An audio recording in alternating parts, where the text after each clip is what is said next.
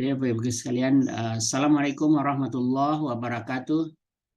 Alhamdulillahilladzi bini'amatihi tatimmus shalihat. Alladzi arsala rasulahu bil huda wa dinil haq liyudhhirahu 'alad dini kulli wa kafa billahi syahida. Asyhadu an la ilaha illallah wahdahu la syarikalah wa asyhadu anna Muhammadan abduhu wa rasuluh. Allahumma shalli ala Muhammad wa ala ali Muhammad. Alhamdulillah, puji dan syukur kita panjatkan kepada Allah Subhanahu wa Ta'ala. Pagi hari ini kita masih diberi kesehatan oleh Allah, masih diberi kesempatan oleh Allah. Alhamdulillah, puji dan syukur kepada Allah. Masih diberinya umur oleh Allah sehingga kita masih bisa menambah amal, memperbaiki diri sebelum kita dipanggil oleh Allah. Mudah-mudahan kita dipanggil oleh Allah dalam keadaan husnul khatimah. Amin amin ya rabbal alamin. Baik Bapak Ibu sekalian, pagi hari ini kita bersama Ustadz Maulana Faisal dengan tema keutamaan amal-amal di bulan haram ya. Nah ini kepakai sekali, kebetulan sekarang kita dalam bulan haram ya, Zulkaidah, habis itu Zulhijjah. Baik Bapak Ibu sekalian, udah siap dengan perangkatnya, full pen, catatan dan seterusnya. Kita mulai acara kita dengan sama-sama baca basmalah. Bismillahirrahmanirrahim. Kepada Ustadz kami persilakan. Baik, jazakumullah khair, Haji. Bismillahirrahmanirrahim. Assalamualaikum warahmatullahi wabarakatuh. Innal hamdalillah nahmaduhu wa nasta'inuhu wa nastaghfiruh wa na'udzu billahi min shururi anfusina wa sayyiati a'malina. Man yahdihillahu fala mudilla lahu wa man yudlil fala hadiya lahu. أشهد أن لا إله إلا الله وحده لا شريك له وأشهد أن سيدنا ونبينا محمدا عبده ورسوله لا نبي بعده. اللهم صل وسلم على نبينا محمد وعلى آله وصحبه ومن اتبعهم بإحسان إلى يوم القيامة. أما بعد، فيا معشر المسلمين والمسلمات، أوصيكم ونفسي بتقوى الله فقد فاز المتقون. قال الله تعالى: يا أيها الذين آمنوا اتقوا الله حق تقاته ولا تموتن إلا وأنتم مسلمون. Alhamdulillah, para hadirin kaum muslimin wal muslimat yang dirahmati Allah. Sebelumnya marilah senantiasa kita panjatkan puji syukur kepadanya atas segala limpahan nikmatnya kepada kita, terutama sekali nikmat iman, nikmat Islam, serta nikmat sehat afiat.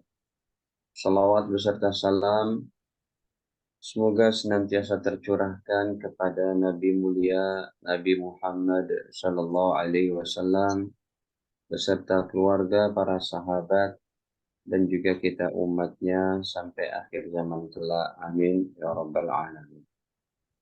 Para jamaah yang dirahmati Allah, amalan bulan haram bahwa selain Ramadan, terlebih dahulu perlu dipahami haram di sini artinya adalah agung, mulia, atau suci. Bahwa ada 4 bulan haram selain Ramadan. Yang tidak kenal maka tidak sayang. Yang tidak sayang maka tidak mengapresiasi. Nah, tidak terasa hari ini kita sudah berada pada bulan-bulan haram. Sebagaimana Allah sebutkan dalam surat At-Taubah pada ayat ke-36. Allah Ta'ala berfirman bahwa Inna iddatash syuhur, sesungguhnya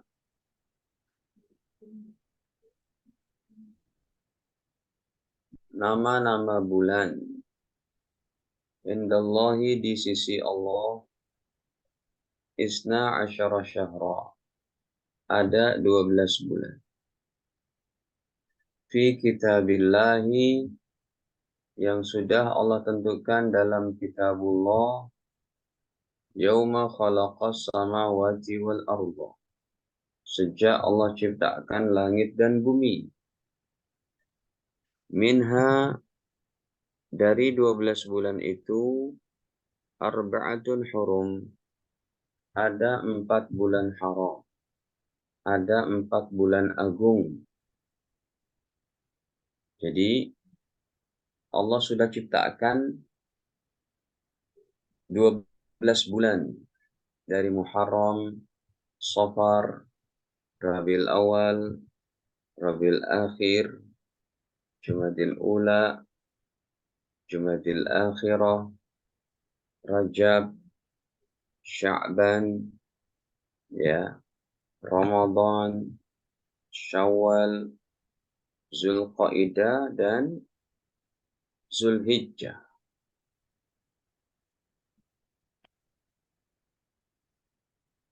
Jadi 12 bulan ini sudah Allah ciptakan yauma khalaqas samawati wal arda. Sejak Allah menciptakan langit dan bumi. Langit bumi tercipta, kemudian Allah ciptakan bulan-bulan Islam. Tahun-tahun Islam. Minha dari 12 bulan itu arba'atun hurum. Ada 4 bulan haram. 4 bulan haramnya ini tidak disebutkan oleh Allah, tetapi disebutkan oleh Nabi Sallallahu Alaihi Wasallam dalam hadis Sahih Bukhari nomornya 3025. Kita beralih ke hadisnya. Ya, dalam hadis riwayat Imam Bukhari ini, baginda Nabi bersabda bahwa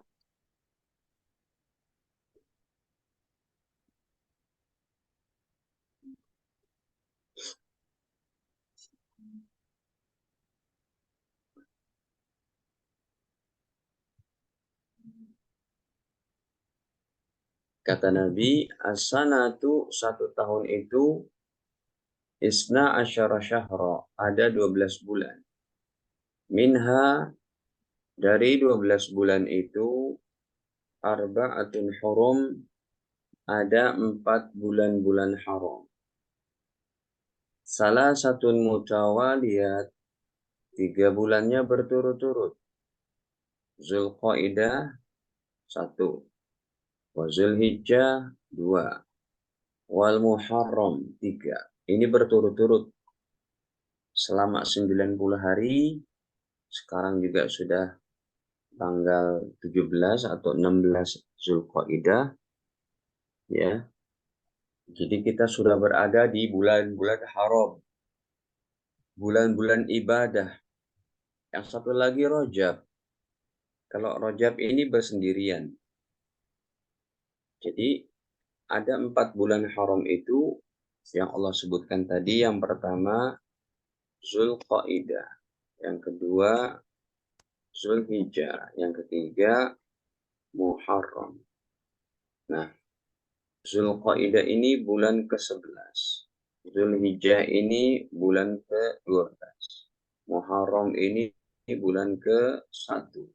Ini 3 bulan berturut-turut menjadi hari-hari ibadah, menjadi hari-hari beramal soleh. Yang satu lagi memang bersendirian itu, yaitu bulan Rajab. Rajab udah lewat 4 bulan lalu, ya ini bulan ke-7. Jadi ada 4 bulan haram yang Allah ciptakan selain Ramadan, yang amalannya banyak sekali. Yang pertama adalah jauhkan dosa-dosa secara umum. Yang kedua adalah yaitu tingkatkan amal soleh. secara umum juga. Amal solehnya seperti apa itu? Ya, amal solehnya seperti sholat berjamaah, ya, di awal waktu, tahajud, sholat sunnah dijaga, ya, kemudian sedekah harian, zikir pagi petang, ya, berakhlak mulia. Ini secara umumnya dan lain-lain. Baik. Hadirin para jamaah yang dirahmati Allah, ini amal-amalnya secara umum dan lain-lain. Yang ketiga, amalan bulan haram yang ketiga adalah puasa sunnah di bulan-bulan haram.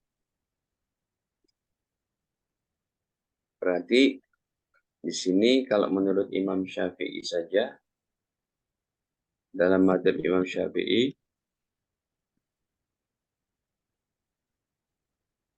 ya, sunnah untuk berpuasa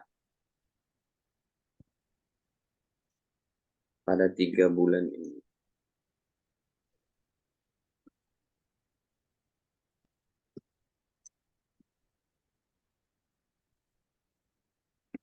Boleh berturut-turut, ya, 90 hari itu berarti. Cuma dibatalkan pada 4 hari, Idul Adha dan 3 hari tasyrik.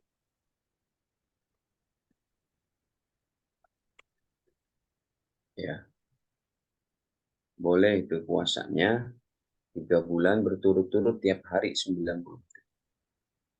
Berdasarkan hadis, kita buka hadisnya, riwayat Imam Abu Daud pada 2403, yang mana ada seorang sahabat yang namanya Al-Bahili. Beliau puasa tiap hari. Ya, makanya dilarang oleh Nabi karena badannya kurus. Dilarang oleh Nabi karena kesehatannya terganggu.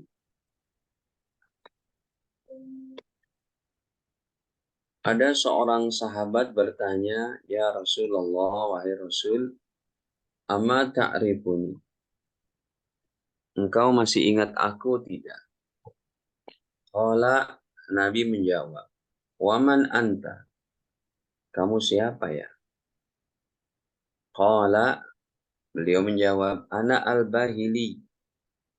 Saya Al-Bahili ya Rasul. Alladzi ji'tuka amal awal. Yang bertemu dengan engkau tahun kemarin. Ya, karena Rasul enggak mengenali sahabat ini, makanya beliau bertanya, "Kamu siapa?" Qala, Rasul menjawab lagi, "Fama ghayyaraka?"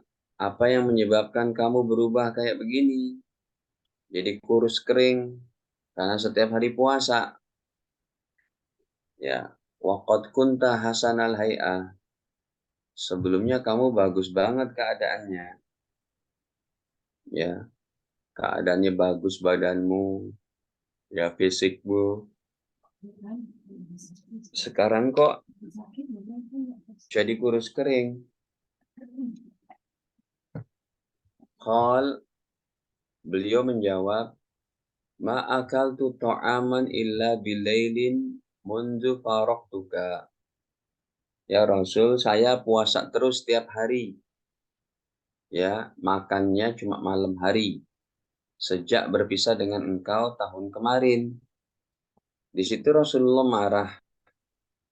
Beliau berkata, "Lima azabta nafsak." Kenapa kamu siksa dirimu?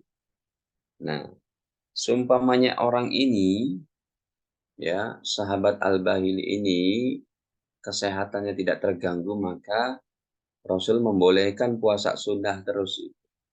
tiap hari, ya 1 tahun.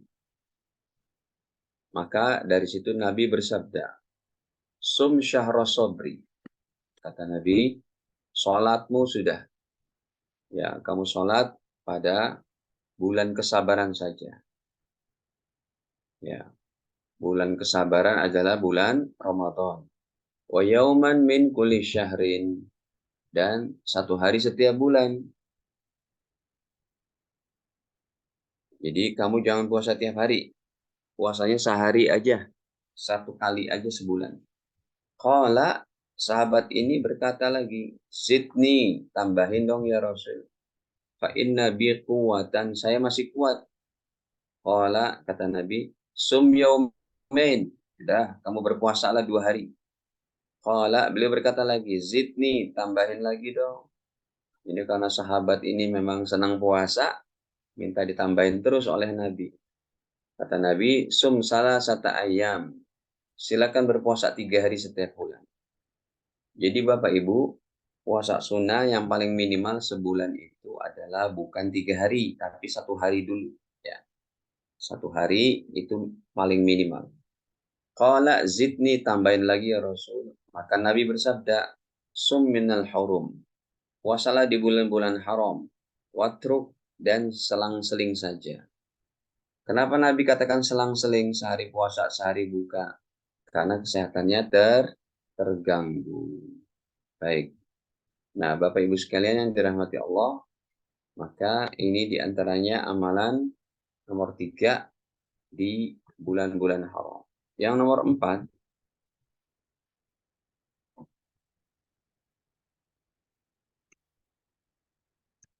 4, kita nanti ada sunnah berkurban.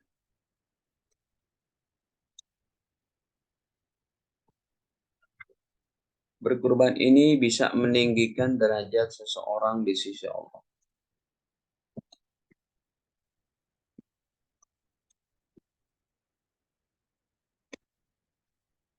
Berkurban ini beda dengan sedekah.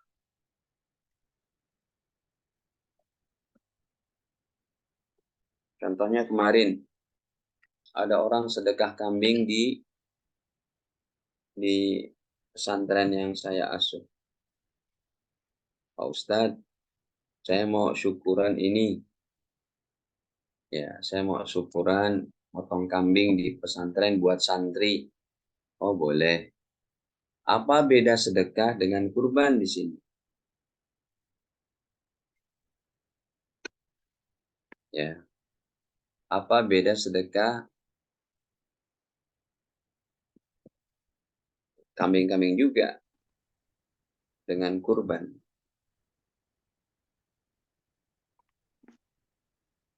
Jadi ketika kemarin dia memberikan kambing ke pesantren, itu kalau sedekah biasa, ya kalau sedekah biasa itu dihitung dari kemanfaatan daging yang dimakan.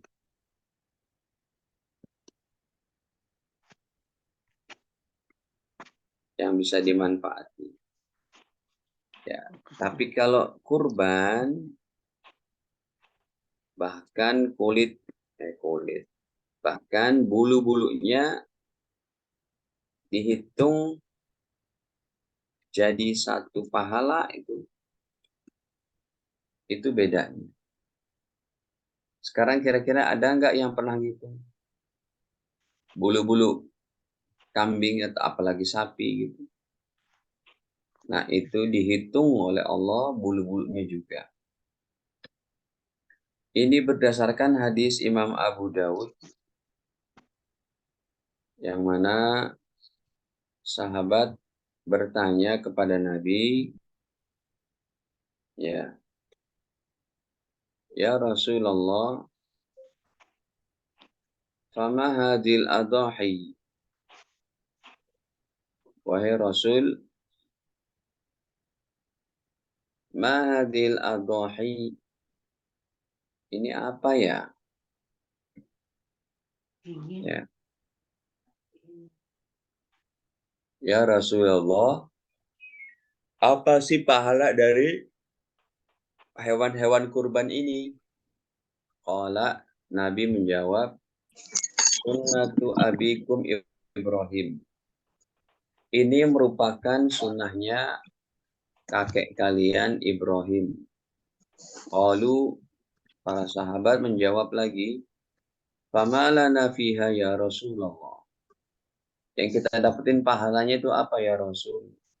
Qal, Nabi menjawab, bikulli sya'ratin hasanah.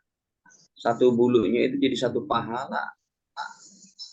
Ya, satu bulunya jadi satu pahala. Ini kan hebat. Jadi kalau kita berkurban, ada berapa bulu itu di kambing? Kira-kira Bapak Ibu ada yang pernah hitung nggak?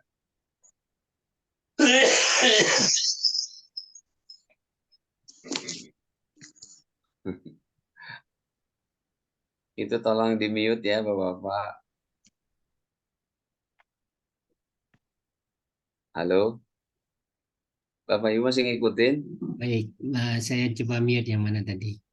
Ya. Jadi setiap satu bulunya jadi pahala itu. Kita nggak ada yang bisa ngitung bulu kambing aja itu berapa ribu. Itu pahalanya kalau berkurban. Qalu, para sahabat bertanya lagi. Fasufu, ya Rasulullah, bagaimana kalau dengan bulu-bulu domba juga?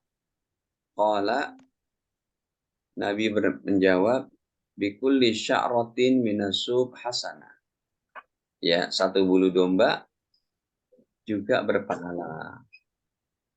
Nah, ini bedanya dengan yaitu kurban biasa, sedekah biasa dengan kurban.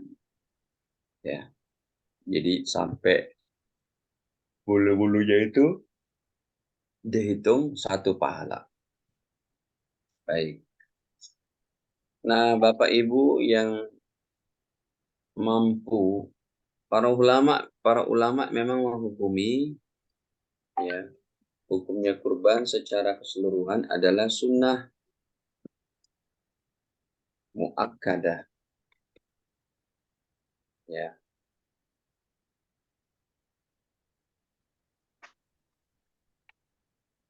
secara keseluruhan adalah sunnah muakkadah. Tapi kalau ada di antara Bapak Ibu sekalian, ya, di antara Bapak Ibu ada yang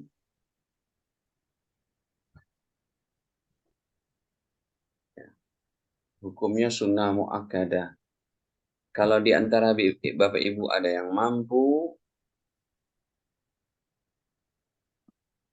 tapi tidak kurban, maka ini hukumnya makruh. Ya, tidak haram tapi makruh. Rumah bagus, mobil bagus, terus satu kambing aja tidak berkurban, maka hukumnya makruh.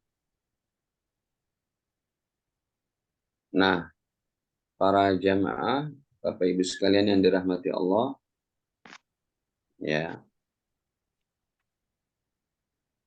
Jadi ini hadisnya diantaranya, ya, riwayat daripada Al-Imam apa itu? Sebentar. Ada pada riwayat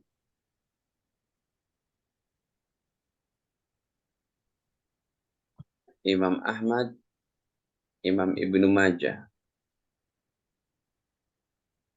Ini qala Rasulullah sallallahu alaihi wasallam. Rasulullah SAW bersabda, "Man kana lahu sa'ah," siapa yang memiliki keluasan rezeki, walam yudhahi, tapi ia tidak berkurban.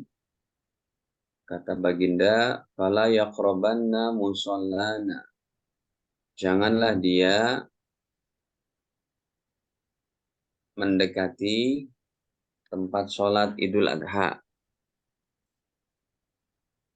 Jadi diancam sama Nabi itu, umat Islam yang ada rezekinya, hartanya leluasa, lalu tidak berkurban. Kata Nabi, jangan dia mendekat, yaitu daripada tempat sholat Idul Adha. Ya. Nah, para jamaah yang dirahmati Allah, oleh karena itu perlu diperhatikan ini. Ya, orang mampu tapi tidak kurban, hukumnya makruh. Kemudian berkurban ini memang secara umum hukumnya sunnah, ya, tapi bisa jadi kurban wajib. Loh, seperti apa itu kurban wajib? Kurban wajib bila dinazarkan. Contohnya, ya Allah, ya anak saya sakit. Bila sembuh, saya mau berkurban. Maka ini anaknya sembuh. Apabila anaknya sembuh, maka kurbannya jadi kurban yang wajib. Nah, apa bedanya daging kurban sunnah dengan kurban wajib? Beda kurban sunnah dan wajib. Kalau yang sunnah adalah, ya, kurban sunnah, dagingnya sunnah kita makan juga.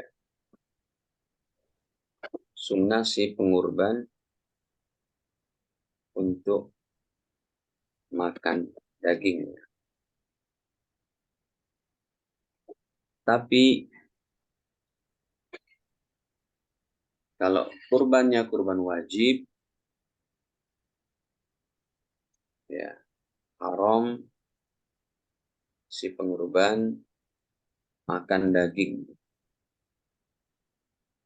Jadi kalau kurbannya kurban wajib,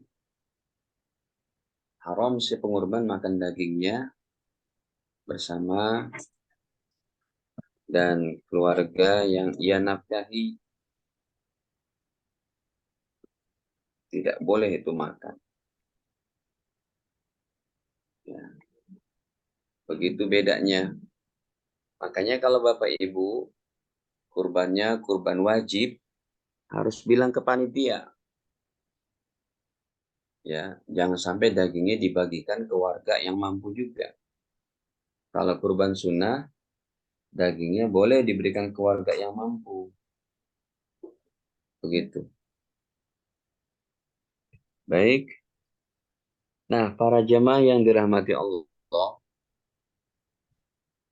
maka berkurban ini termasuk amalan-amalan bulan haram. Ya, jangan sampai kita melewatinya. Kalau ditanya, Ustadz, maksimal pemahaman kurban itu begini, satu kambing itu satu jiwa. Satu kambing satu jiwa. Gitu. Tapi yang satu jiwa ini boleh diniatkan sekeluarga. Boleh keluarga diikut sertakan.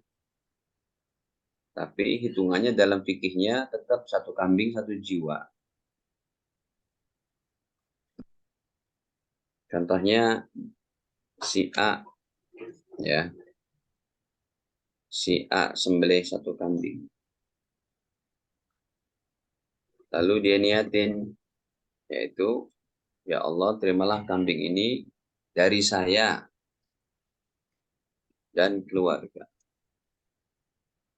Ini boleh, dan yang niat seperti ini hitungannya adalah satu kambing 1 jiwa gitu. Nanti itu minimalnya itu 1 kambing 1 jiwa. Kalau maksimalnya bebas sebanyak-banyaknya. Si A contohnya, si B, Pak Ustadz, saya mau lebih afdol dong dari si A, bisa enggak? Bisa Pak. Ya, Anda berapa? Sekeluarga anak istri 5 jiwa. Ya udah, kalau mau lebih afdol dari si A, sembelih aja 2 kambing. Diniatin dari saya dan keluarga. Gitu. Ya, 2 kambing. Kambing pertama sembelih. Bismillah Allahu Akbar. Ya, diniatin dari saya dan keluarga. Kambing kedua juga. Bismillah Allahu Akbar. Terimalah dari saya dan keluarga. Sambil baca inni wajjahtu wajhiya lilladzi fatara samawati wal arda hanifa wa ma ana minal musyrikin. Begitu. Inna sholati wa nusuki wa mahya wa mamati lillahi alamin la syarika lahu wa bidzalika umirtu wa ana minal muslimin. Nah, kemudian si C, Pak Ustadz, saya mau lebih afdol dong, bisa enggak? Baik, Anda berapa jiwa? 5 jiwa. Nah, kalau 5 jiwa mau lebih afdol, keuangan enggak masalah, silakan belikan 1 jiwa 1 kambing. Ini lebih afdol. Jadi berkurban itu keafdolannya bebas. Yang makin banyak makin berpahala. Gitu. Berarti 5 kambing. Ya.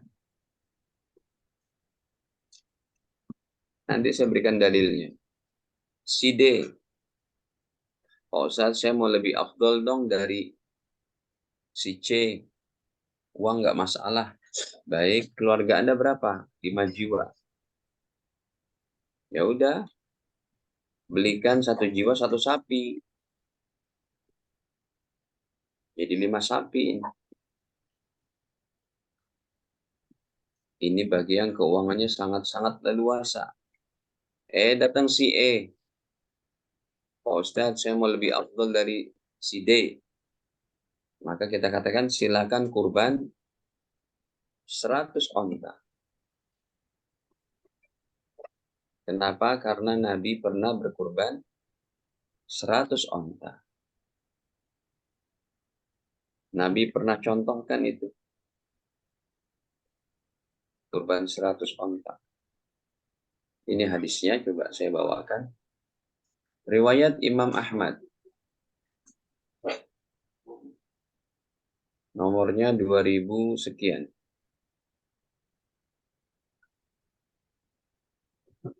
2880 deh.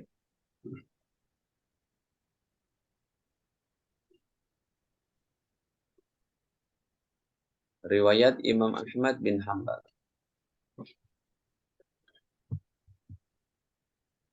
Ya. Dari sahabat Ibnu Abbas. Qala, beliau berkata, Nahara Rasulullah SAW, Rasul pernah berkurban. Fil haji, ketika berhaji. Berarti hajinya Nabi tahun 10 Hijriah. Ya. Beliau pernah berkurban ketika haji. Mi'ata badanatin, 100 onta.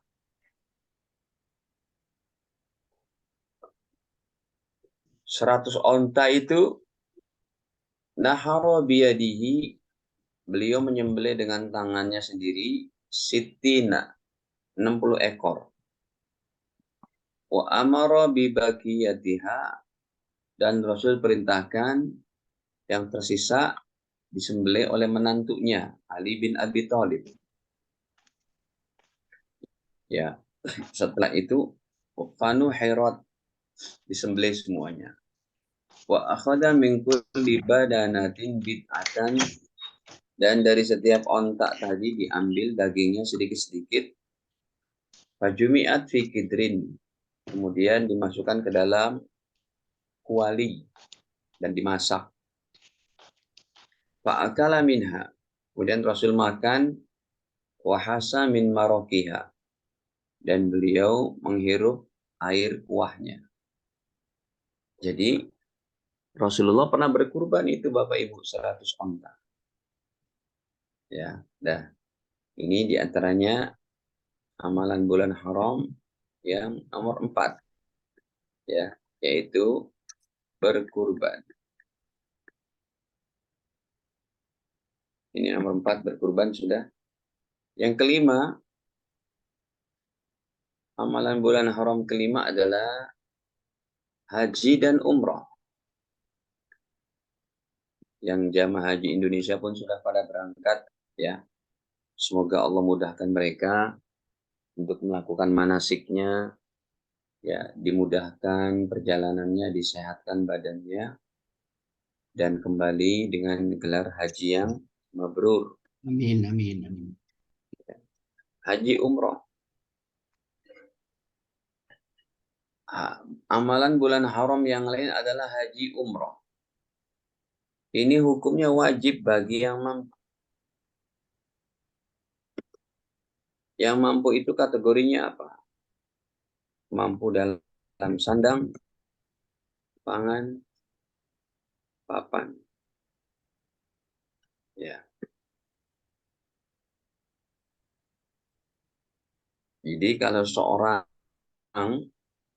dia dapat warisan seumpama dapat warisan 500 juta.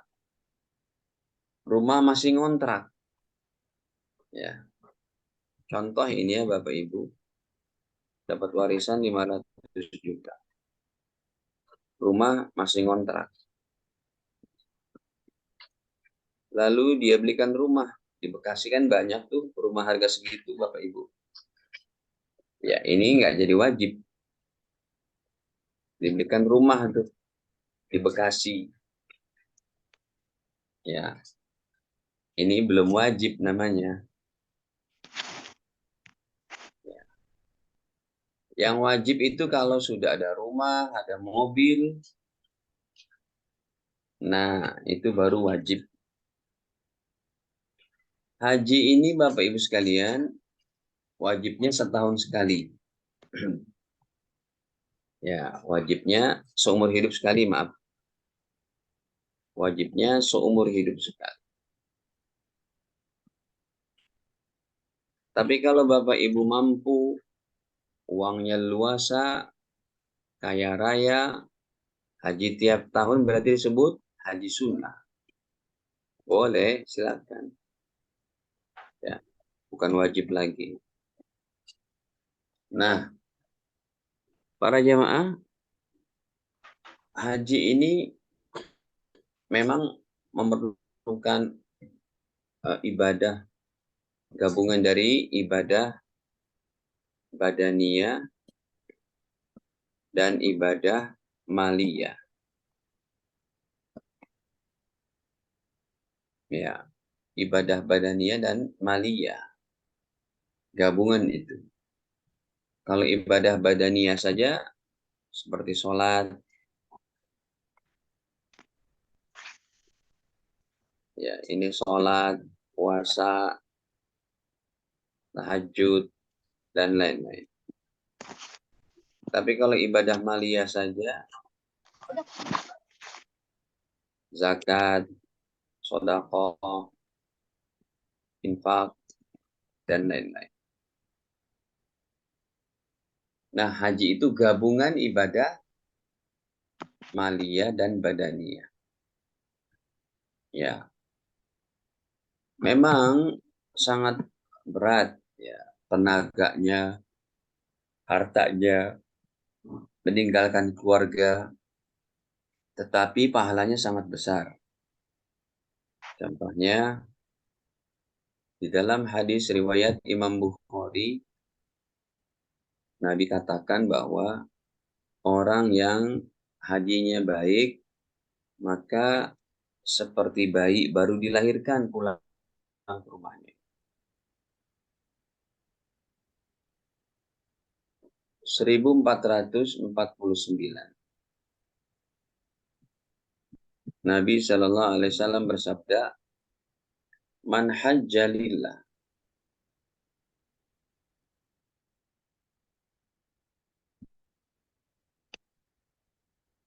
Siapa yang berhaji karena Allah, falam yarfus, tidak berkata kotor, walam yabsuk, dan tidak berbuat dosa,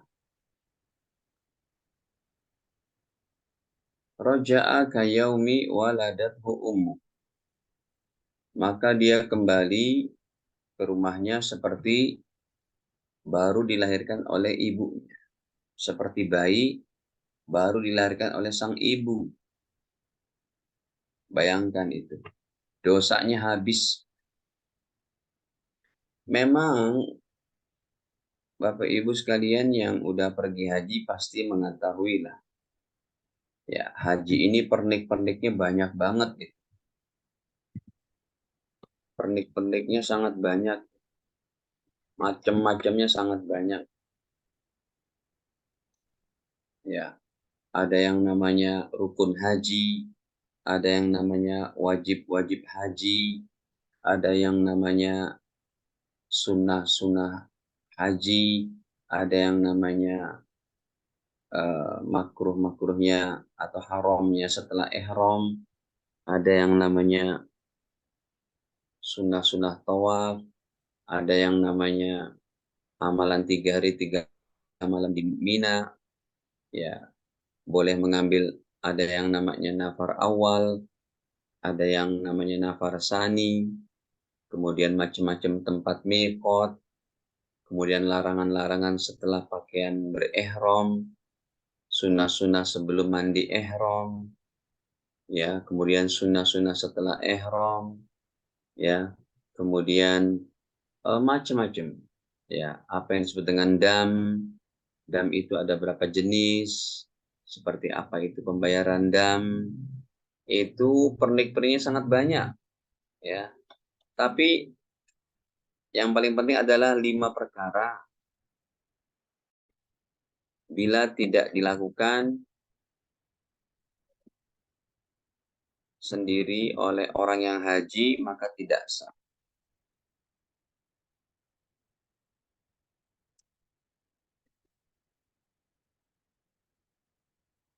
Tidak sah hajinya.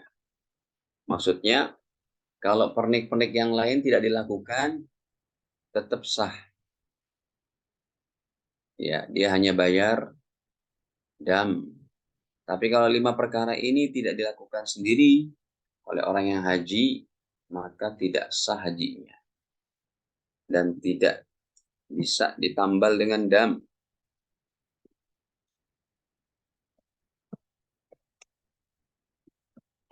Dam itu apa sih? Dam itu adalah denda. Yaitu apa? Macam-macam itu. Yang pertama, niat ihram haji dari miqat. Berarti miqatnya ini jamaah haji di Mekah semua. Miqat di hotel Mekah.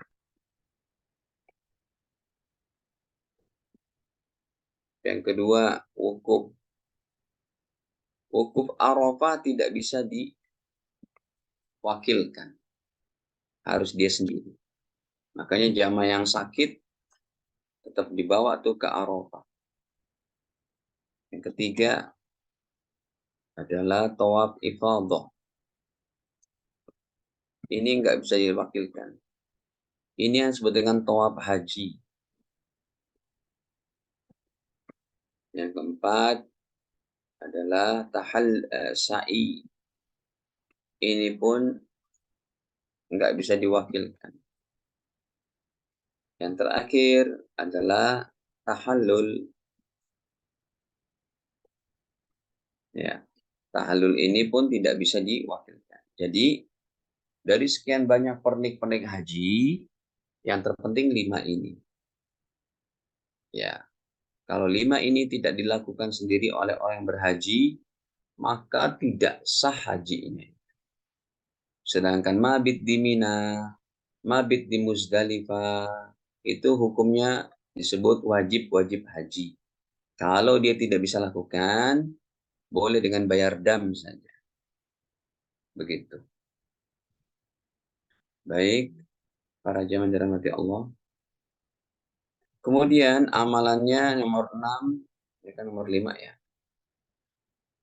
Haji umroh. Baik. Yang nomor 6 amalannya adalah puasa sunnah dari 1 sampai 9 Zulhijjah. Ya, nomor 7-nya terutama sekali puasanya 9 Zulhijjah. Ini disebut dengan hari Arafah. Hebat ini puasa 9 Zulhijjah nanti. Ya, pahalanya berpahala 2 tahun. Ya, diampuni dosa yang terdahulu dan yang akan datang. Cuma untuk puasa Arafah ada 2 pendapat.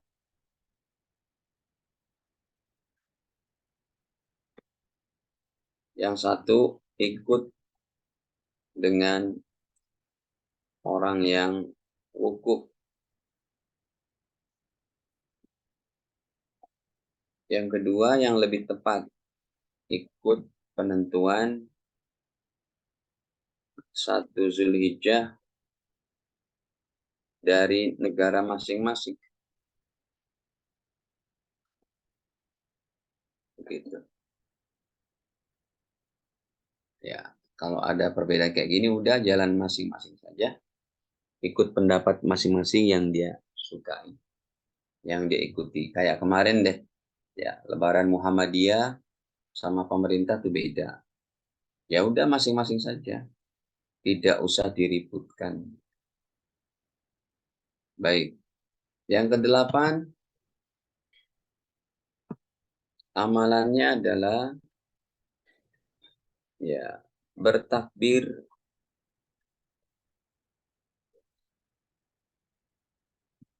setiap habis sholat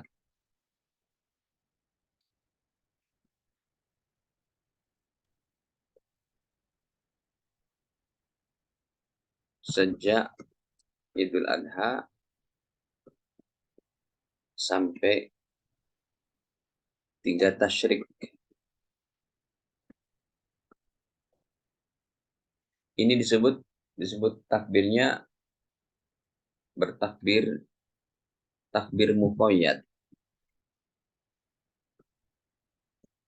Ya, Allahu Akbar, Allahu Akbar, Allahu Akbar, la ilaha illallah, wallahu Akbar, Allahu Akbar, walillahil hamd. Gitu. Ya. Nah, berkurbannya pun tadi boleh sampai 4 hari juga. Tanggal 10, 11, 12, 13.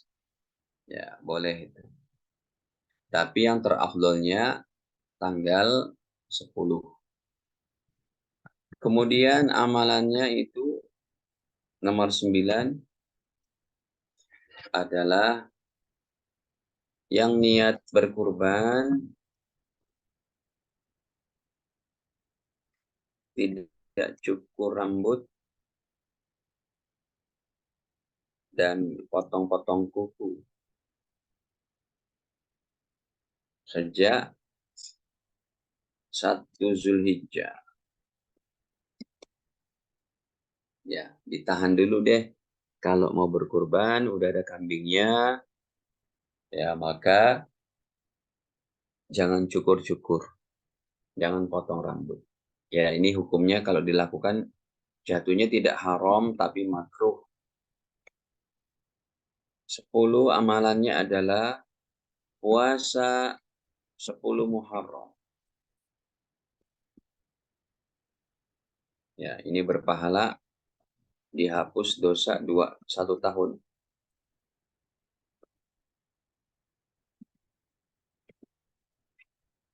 Gitu. Nah, para jemaah yang dirahmati Allah, ini diantaranya Pak Haji, amalan-amalan bulan haram, ya, dan masih banyak waktu. Silakan kita buka sesi tanya jawab saja. Baik, Biar alhamdulillah, jelas. terima kasih Ustadz. Ini amalan-amalan yang bisa langsung kita amalkan ini. Baik Bapak Ibu sekalian, silakan raise hand yang mau bertanya. Tadi saya lihat satu di chat juga. Namun sebelum yang lain saya mulai Ustadz ya untuk pemanasan ya. Eh,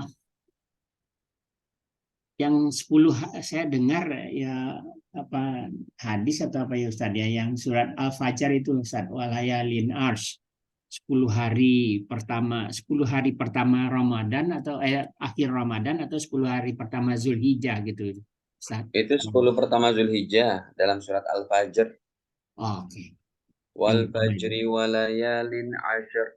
Itu memang untuk menunjukkan keutamaan 10 pertama Zulhijjah. Jadi 10 pertama Zulhijjah itu tadi saya sebutkan nomor berapa, sunnah berpuasa dari tanggal 1 sampai tanggal 9.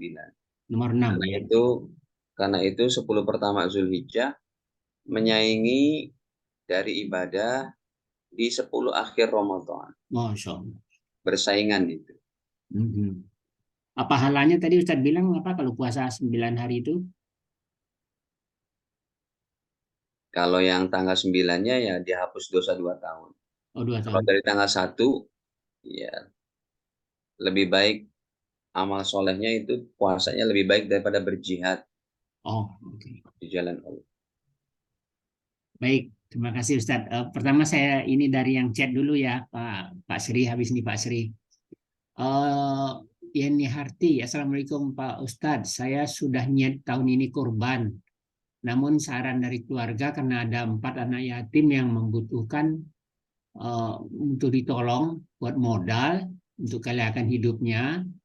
Eh, apakah apa yang mesti sekolah? Mohon sarannya Ustadz, mana yang lebih baik gitu. Kalau memang uangnya hanya ada segitu untuk dua pilihan itu, maka utamakan anak yatim dulu. Apalagi dia sedang melakukan pendidikan sekolahnya, maka kurbannya ditunda. Begitu. Jadi dahulukan untuk si anak yatim itu.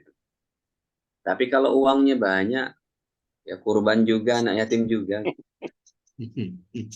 Ya, baik. Jadi kalau pilihannya kurban sama membantu anak yatim, utamakan anak yatim ya Ustadz ya. Ya itu pun yang sifatnya urgent kayak tadi dikatakan butuh biaya sekolah dan macam-macam. Ya. Kalau sekedar untuk nyumbang anak yatim kan bisa di hari-hari yang lain.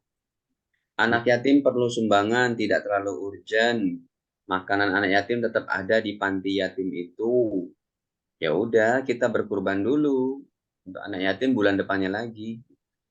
Kecuali ini anak yatimnya perlu bayaran sekolah, bertepatan dengan hari raya kurban, dan saya nggak ada uang lagi, dan dia pun susah itu mencarinya.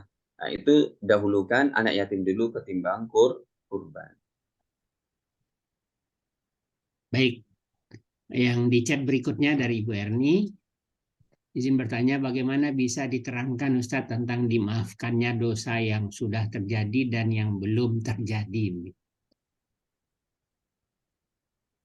Kata para ulama, kalau yang sudah terjadi, ya sudah dihapus.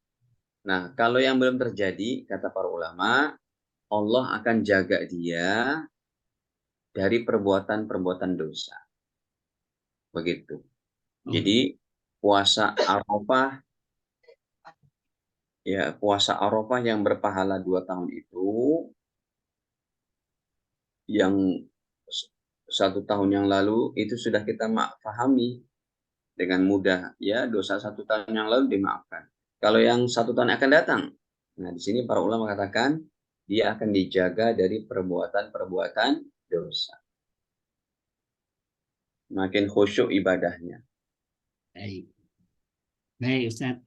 Berikut Pak Sri Bintoro dari jauh nih Ustadz, dari Lombok. Silakan Oh, Pak Sri. Assalamualaikum warahmatullahi wabarakatuh. waalaikumsalam. Ini Lomboknya di mana, Pak? Di Mataram. Oh, nggih. Saya lama di Lombok, Pak, setengah tahun. Di mana Pak Ustadz? Di Pamenang, Pak. Oh, pemenang, alhamdulillah. Di Lombok Utara. Lombok Utara, betul. Dekat Begini itu Pak, Pulau Senggigi itu. betul, betul, betul. Monggo silakan.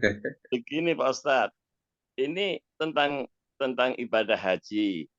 Itu tadi Bapak menyampaikan bahwa mikot untuk hajinya itu di hotel masing-masing atau di Betul, maktab masing-masing. betul. Kemudian saya baca buku pedoman yang ditulis oleh Abdul Aziz bin Baz, itu setelah kita berniat ikhram untuk haji dari hotel masing-masing, itu kan kemudian dalam buku itu disebutkan kita ke Arafah itu melalui Mina. Dan, Betul. tetapi pada pelaksanaan haji yang pernah saya ikuti Ya, itu justru fasilitas yang disediakan oleh pemerintah. eh, eh, katakanlah Pemerintah. haji oleh pemerintah kita itu tidak ke Mina tapi langsung ke Arafah. Iya, betul. Nah itu bagaimana itu anunya Baik. eh, katakanlah hukumnya ini Pak Ustadz. Terima kasih Ya, ini maaf ini karena sering terjadi pertanyaan yang semacam itu. Terima gini. kasih. Assalamualaikum warahmatullahi wabarakatuh. Waalaikumsalam. Jadi, kalau Bapak mengikuti haji lewat pemerintah, itu tidak akan mendapatkan dan tidak pernah bisa mendapatkan sunnah haji namanya tarwiyah. Jadi ada dalam haji disebut sunnah yang besar, namanya sunnah tarwiyah. Sunnah tarwiyah itu berangkat dari mikot hotel di Mekah tanggal 8 menuju Mina. Hmm. Dari Mina, nanti di Mina sholat zuhur, sholat asar, buat amalan, zikir, bertakbir, bertahmid, masuk maghrib, itu udah tanggal 9 tuh berarti.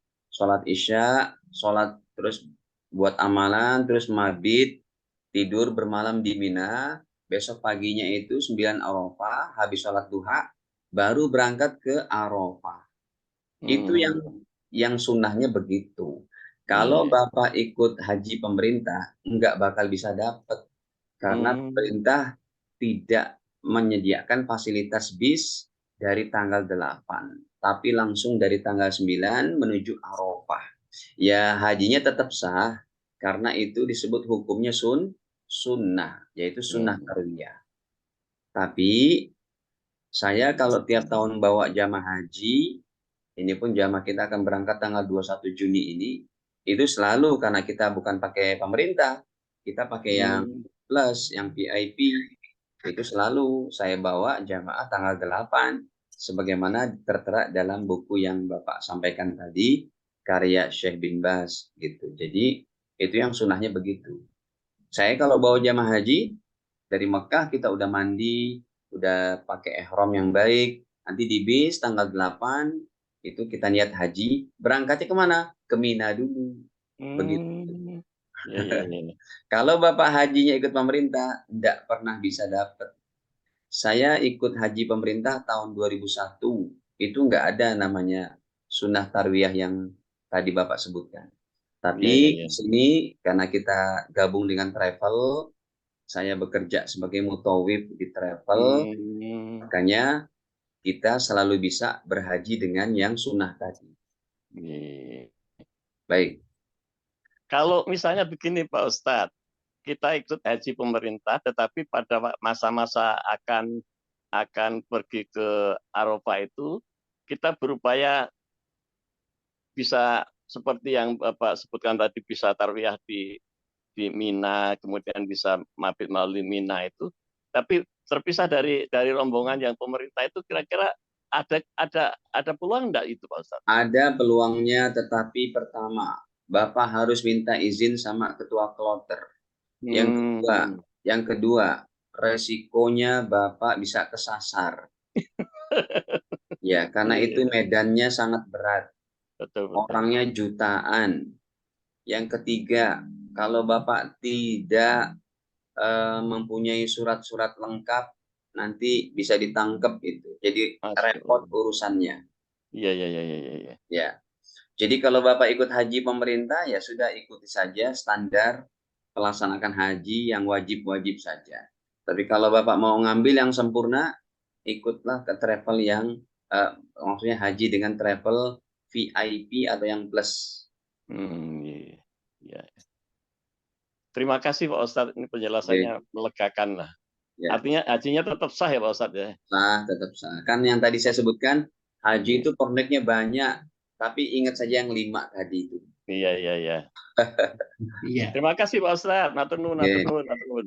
Baik, silakan Bapak Ibu yang lain yang ingin. Oh, Pak Zen, silakan Pak Zen, di-unmute dulu. Terima kasih Pak Masar. Assalamualaikum Ustaz. Waalaikumsalam. Kami barusan beberapa hari yang lalu mendengar ceramah. Kalau haji itu yang dicontohkan Rasul kan cuma sekali seumur hidup ya, yang wajib. Tapi ada yang berpendapat bahwa sebaiknya kalau mampu 5 tahun sekali. Bagaimana menurut Ustaz? Terima kasih. Ya, haji seumur hidup sekali. Pak Zain Ya, dan jamaah, hajinya Rasul sekali itu bukan kemauan Rasul. ya, Karena ketika beliau haji tahun 10, tahun 11-nya Allah sudah panggil. wafat. Ya sudah wafat. Sumpahnya Rasul masih hidup 5 tahun, 10 tahun ke depan, niscaya beliau haji tiap tahun. Masya Allah. Iya, karena ada hadisnya haji tiap tahun. Paling tidak, kayak ini, semuanya Pak Zen kaya raya. Uangnya bukan cuma MM-an, tapi TT-an. Ya, uangnya ini bukan miliaran, tapi triliunan. Itu kalau Pak Zen sendiri tidak berangkat setiap 5 tahun, hukumnya makruh. Masya Allah. Jadi bagi yang mampu, kayak Pak Haji Mazwar nih, ya orang kaya raya gitu. Amin. Maka kalau Anda tidak berhaji setiap 5 tahun minimal, itu makruh. Masya Emang Allah. bisa Ustadz haji tiap 5 tahun, setiap tahun aja bisa. Kalau uangnya triliunan, ikut haji yang furoda, yang 500 jutaan kan gampang kalau orang uangnya triliunan. Ini hadisnya saya bawakan. Ya, Ya, sebentar saya tulis dulu. Ya. Kata Nabi bahwa ada orang ya yang dia mampu tapi ya, inna abdan kata Nabi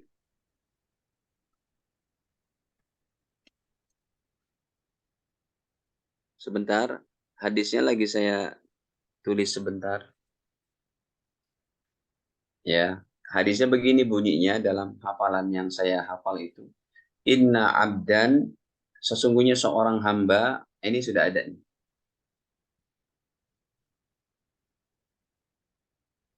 Ini hadisnya riwayat daripada ya Imam Abu Ya'la, Imam Baihaqi dan sebagainya. Derajatnya pun sahih. Nih.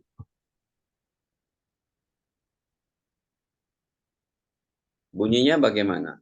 Inna abdan. Allah berfirman, sesungguhnya ada seorang hamba. Ini firman Allah langsung nih. Jadi bagi Bapak Ibu yang mampu, sangat-sangat mampu artinya. Uangnya sangat leluasa. Itu dianjurkan nggak boleh tertinggal setiap 5 tahun sekali. Ataupun paling tidak umroh. Inna abdan, sesungguhnya seorang hamba. Sahahtu lahu jismahu. Aku kasih sehat badannya. Wa wasa'tu alaihi fil ma'isyah. Dan aku luaskan sekali itu rezekinya. Tamdi alaihi khamsatu a'wam. Udah 5 tahun kata Allah. Lihat itu. Ya, udah 5 tahun la yafid ilayya. Nggak datang lagi untuk haji. 5 tahun nggak datang, duitnya banyak, saya kasih padahal itu. Kata Allah, la mahrumun. Sungguh dia terhalang dari kebaikan-kebaikan arena haji, pahala haji, dan ibadah haji. Jadi begitu Pak Zain, 5 tahun itu ada dalilnya. Wah, Masya Allah. Baik Ustaz, jadi apa namanya? Cuman kalau sudah sudah S3 ini sudah sangat sepuh ya, bisa diganti umroh ya Ustaz. Oke, umrah paling tidak umrah setiap 5 tahun. Ya, ya, ya. Terima kasih Ustaz. Ya. Baik, terima kasih. Baik, Bapak Ibu yang lain silakan dihidupkan videonya barangkali biar kelihatan. Ada yang mau menanyakan lagi, mau klarifikasi? Bertanya Pak Ustaz, mohon maaf kakak saya lagi di jalan. Lagi di jalan. Oh ya, silakan Bu. Tawaf Wadang ya Ustaz ya, yang terakhir mau pulang. Itu ada orang yang kebetulan tidak bawa bukunya, bacaannya. Kemudian dia baca ya mengikut kepala rombongan mungkin tidak sempurna. Itu gimana Pak Ustadz? Tidak apa-apa Ibu. Oh, tidak termasuk 5 yang wajib tadi ya? Enggak dong. Paling ya kalau sudah begitu ya dimaaf lah karena nggak ikut baca, nggak ikut ini ya. Kita pegang buku kita sendiri aja, baca sendiri. Ya. Ya, terima kasih Ustaz. Ya. Pak Ustadz. Baik. Silakan Bu Muan Nasir. Terima kasih. Assalamualaikum warahmatullahi wabarakatuh. Saya pernah mendengar pengajian, kalau nggak salah dari almarhum Bapak Ali Mustafa mengatakan daripada kita umroh bolak-balik lebih baik dimanfaatkan untuk sedekah untuk yatim piatu dan pendidikan. Bagaimana menurut Pak Ustadz?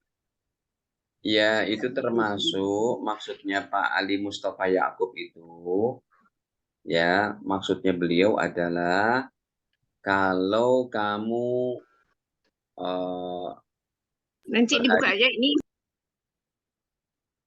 Kalau kamu berhaji udah sering, tetapi kamu tidak memperhatikan masalah sosial, kehidupan sosial di sekitarmu, lebih baik dialokasikan untuk yatim, untuk para duafa. Begitu maksudnya Kiai Ali Mustafa Yakub.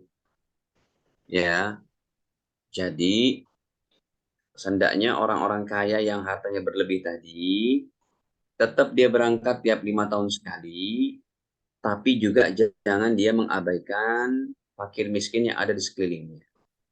Begitu perkataan beliau. Ya, bukan maksudnya nggak usahlah pergi haji lagi. Ya, perhatikan yatim saja, tidak. Jadi hartanya tetap dibagi itu. Untuk masalah sosial juga. Untuk berangkat haji 5 tahun sekali tadi jelas hadisnya sudah. Begitu. Terima kasih Pak Ustadz. Ya. Baik, silakan Bapak Ibu yang lain masih ada yang mau diklarifikasi dengan Ustadz. Ustadz, saya agak ini tadi mengenai nazar itu Ustadz ya. Kalau kita nazar itu kan jadi wajib hukumnya kurban ya. Betul. Itu pahalanya gimana tuh Ustadz kalau nazar itu ya? Sama pahalanya nggak? Lebih besar dari kurban biasa. Oh, yang nazar itu malah pahalanya lebih besar. Iya, karena hukumnya kan wajib. Sebab dia beresiko kalau tidak mengerjakan jadi dosa. Ya, jadi mirip dengan hukum sholat yang wajib ketimbang sholat sunnah. Jadi kita disarankan untuk bernazar gitu Ustaz, supaya bukan disarankan, tapi diperbolehkan. Oh, boleh. Tidak disarankan, tapi diperbolehkan. Bahasa fikihnya itu memang harus detail. Kalau disarankan berarti jadi hukumnya sunnah itu bernazar. Tidak. Bernazar itu hukumnya boleh. Cuma ketika nazarnya sudah terkabulkan, naik jadi wajib nazarnya. Baik. Dan pahalanya lebih besar gitu Ustaz ya? Iya, karena hukumnya wajib. Ya. Sebab dia ada tanggungan kalau tidak dilaksanakan berdosa. Baik, silakan kayaknya Niul mau bertanya. Iya, Assalamualaikum Pak Ustadz. Saya mau nanya satu ini. Kemarin ini saya kan baru pulang dari umroh. Dari jemaah itu ada rupanya yang punya travel haji dan umroh. Dia mengadakan yang namanya haji multiple gitu. Terus multiple ini sama dengan kira-kira furoda begitu. Dan langsung berangkat di tahun itu. Dan biayanya tidak setinggi furoda, dijanjikan 250 gitu Bu. Karena saya udah merasa dekat keluarga ibu, kalau mau pergi saya kasih 200 dia bilang kan. Terus bagaimana? Saya ini mikir pengen ngulang haji, saya kebetulan haji sama-sama Pak Maswar dulu ya. Jadi saya belum pernah umrah sebelumnya. Jadi di hati kecil saya itu memang saya itu pengen lebih afdol, jadi saya pengen lagi haji sekali lagi gitu. Waktu Bagus. suami saya, iya. Terus bagaimana menurut Bapak ini haji multiple ini? Bagus. Saya berminat, bagus ya Pak ya. Ya. Jadi kalau Ibu mau memang ada rekanan kenalan yang akrab seperti itu, silakan untuk ikut haji multiple. Kalau itu aman dari penipuan ya Bu. Ya. Kalau Ibu sudah memang Ibu merasa itu sudah ini kita akrab, sudah kayak keluarga, betul-betul itu dia melaksanakan janjinya dengan 200 juta, silahkan, bisa juga. Begitu. Jadi haji multiple ini kan visanya visa multiple itu maksudnya apa, di sana nggak ada risiko kucing-kucingan gitu dengan pemerintah Arab Saudi enggak? Itu tanggung jawab travel masing-masing ya Bu. Kalau memang sudah keluar visanya visa furoda, maka aman. Kalau di tempat saya itu haji furoda tidak ada yang 200 juta, tapi rata-rata di atas 400. Iya memang Pak. Iya. Karena fasilitasnya fasilitas bintang 5 semua.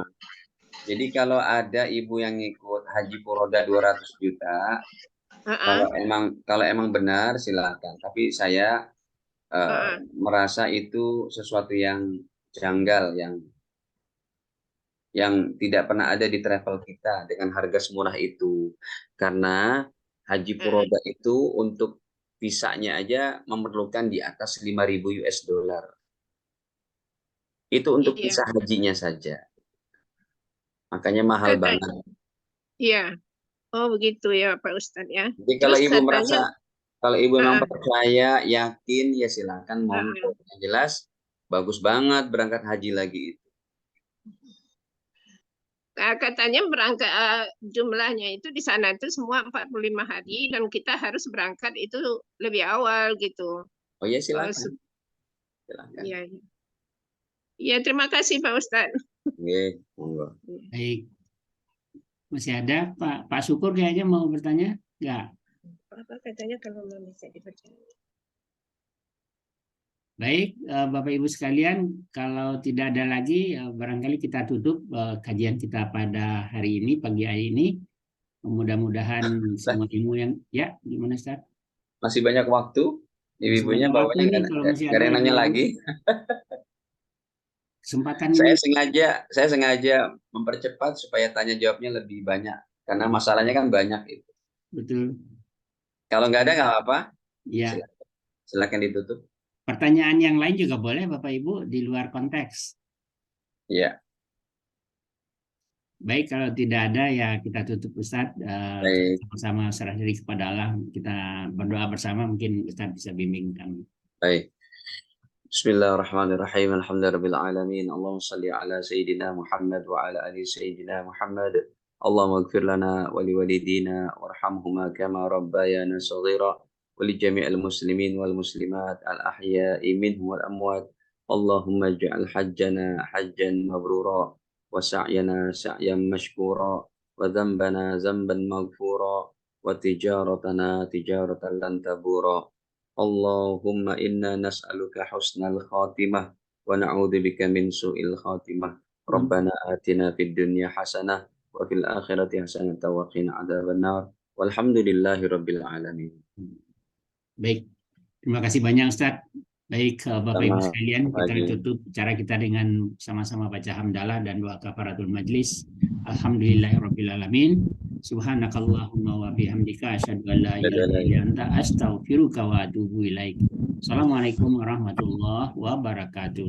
Waalaikumsalam warahmatullahi Saya mohon izin semuanya. Ya, mari Pak Ustadz, terima kasih banyak. Assalamualaikum.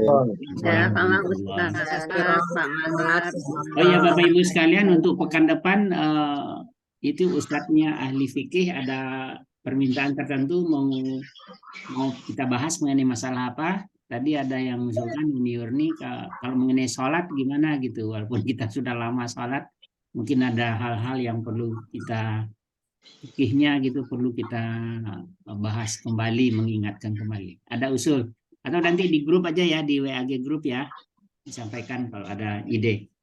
Baik, terima kasih. Saya tutup. Assalamualaikum warahmatullahi wabarakatuh. wabarakatuh. Waalaikumsalam warahmatullahi wabarakatuh.